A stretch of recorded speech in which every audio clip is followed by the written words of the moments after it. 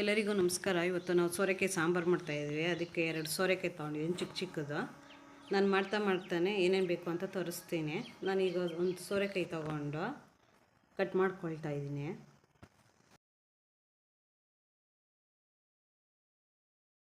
ಸೋರೆಕಾಯಿ ಕಟ್ ಮಾಡ್ಕೊಂಡು ಈ ಥರ 2 ಭಾಗ ಮಾಡಿಕೊಂಡು, ಎಳೆ ಸೋರೆಕಾಯಿ ಇರೋದ್ರಿಂದ ತಿರುಳು ತೆಗೆದಿರೇ ಹಾಕ್ಕೊಳ್ಬೋದು. ಏನಾದ್ರು ಬಂತಿದ್ದರೆ ತೆಗಿಬೇಕಷ್ಟೇ. ಈ ಥರ ಎಲ್ಲ ಸೋರೆಕಾಯಿನ ಸಣ್ಣಗೆ ಕಟ್ ಮಾಡಿ ಇಟ್ಕೊಳ್ತೀನಿ.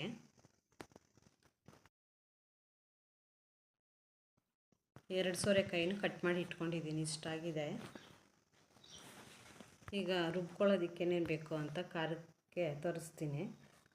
ಒಂದು ದೊಡ್ಡ ಗೆಡ್ಡೆಯಷ್ಟು ಬೆಳ್ಳುಳ್ಳಿ ತೊಗೊಂಡಿದ್ದೀನಿ, ಒಂದು ಈರುಳ್ಳಿ ಕಟ್ ಮಾಡಿ ಇಟ್ಕೊಂಡಿದ್ದೀನಿ, ಒಂದು ಟೊಮೆಟೊ ಕಟ್ ಮಾಡಿ ಇಟ್ಕೊಂಡಿದ್ದೀನಿ. ನಾನೀಗ ಒಂದು ಮಿಕ್ಸಿ ಜಾರ್ ತೊಗೊಂಡಿದ್ದೀನಿ ಖಾರಕ್ಕೆ ರುಬ್ಕೊಳ್ಳೋಕ್ಕೆ. ನಾನೀಗ ಜಾರಿಗೆ ಟೊಮೊಟೊ, ಈರುಳ್ಳಿ, ಬೆಳ್ಳುಳ್ಳಿ, ತೆಂಗಿನಕಾಯಿ ಒಂದು ಅರ್ಧ ಚಿಪ್ಪಷ್ಟು ಸೇರಿಸ್ಕೊಳ್ತಾ ಇದ್ದೀನಿ. ಒಂದು ಸ್ವಲ್ಪ ಕೊತ್ತಂಬರಿ ಸೊಪ್ಪು ಸೇರಿಸ್ಕೊಳ್ತೀನಿ. ಖಾರಕ್ಕೆ ಬೇಕಾಗೋಷ್ಟು ನೀರು ಸೇರಿಸ್ಕೊಂಡು ನೈಸಾಗಿ ರುಬ್ಕೊಳ್ತೀನಿ. ಖಾರಕ್ಕೆ ಬೇಕಾಗೋಷ್ಟು ಸಾಂಬಾರು ಪುಡಿ ಸೇರಿಸ್ಕೊಳ್ತಾ ಇದ್ದೀನಿ, 2 ಸ್ಪೂನು. ಮನೆಯಲ್ಲೇ ಮಾಡಿ ಇಟ್ಕೊಂಡಿರೋ ಸಾಂಬಾರು ಪುಡಿ ಇದು. ನಾನೀಗ ಕುಕ್ಕರ್ ತೊಗೊಂಡಿದ್ದೀನಿ. ಒಂದು 3/4 ಬಟ್ಲಷ್ಟು ತೊಗರಿಬೇಳೆ ತೊಗೊಂಡು ಈಗ ಕ್ಲೀನಾಗಿ ತೊಳೆದಿಟ್ಕೊತೀನಿ. ನಾನೀಗ ತೊಳೆದಿಟ್ಕೊಂಡಿರೋ ಬೇಳೆಗೆ 1/4 ಟೀ ಸ್ಪೂನಷ್ಟು ಅರಿಶಿನ ಪುಡಿ, ಒಂದು ಕಟ್ ಮಾಡಿ ಇಟ್ಕೊಂಡಿರೋ ಒಂದು ಟೊಮೆಟೊ, ಒಂದು ಈರುಳ್ಳಿ ಸೇರಿಸ್ಕೊಳ್ತಾ ಇದ್ದೀನಿ ಕಟ್ ಮಾಡಿ ಇಟ್ಟಿರೋದು. ಒಂದು ಸ್ವಲ್ಪ ಎಣ್ಣೆ ಹಾಕ್ಕೊಳ್ತಾ ಇದ್ದೀನಿ, 1 ಸ್ಪೂನಷ್ಟು. ಬೇಳೆ ಮುಳುಗೋಷ್ಟು ನೀರು ಹಾಕ್ಕೊಂಡು 3 ವಿಸಿಲ್ ಕೂಗಿಸ್ಕೊಳ್ತೀನಿ.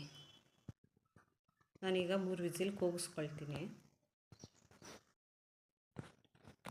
ಬೇಳೆನ 3 ವಿಸಿಲ್ ಕೂಗಿಸ್ಕೊಂಡಿದ್ದೀನಿ. ಚೌಟಲ್ಲೇನೆ ಮೆತ್ತಗಾಗೋ ಥರ ಟೊಮೊಟೊನ ಮಸ್ಕೊಳ್ತೀನಿ. ಈಗ ಬೇಯಿಸ್ಕೊಂಡಿರೋ ಬೇಳೆಗೆ ನೀರು ಸೇರಿಸ್ಕೊಳ್ತಾ ಇದ್ದೀನಿ. ಈಗ ತೊಳೆದು ಕ್ಲೀನ್ ಮಾಡಿ ಇಟ್ಕೊಂಡಿರೋ ಸೋರೆಕಾಯಿನ ಸೇರಿಸ್ಕೊಳ್ತಾ ಇದ್ದೀನಿ.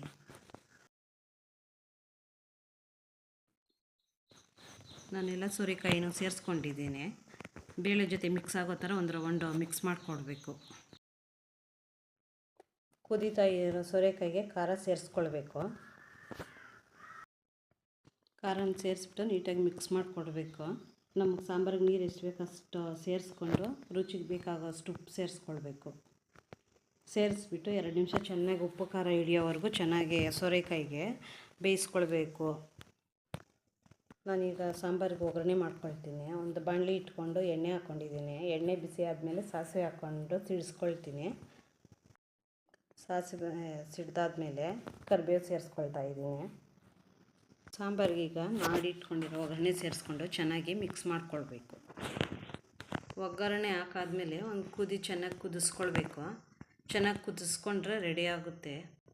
ಸೋರೆಕಾಯಿ ಸಾಂಬಾರು ತುಂಬ ಚೆನ್ನಾಗಿ ಬಂದಿದೆ. ನಮ್ಮ ವಿಡಿಯೋ ಯಾರ್ಯಾರು ನೋಡ್ತಾ ಇದ್ದೀರಾ ಸಬ್ಸ್ಕ್ರೈಬ್ ಮಾಡ್ಕೊಳ್ರಿ, ಶೇರ್ ಮಾಡಿರಿ. ನಮ್ಮ ವಿಡಿಯೋ ಇಷ್ಟ ಆದರೆ ಒಂದು ಲೈಕ್ ಕೊಡಿರಿ.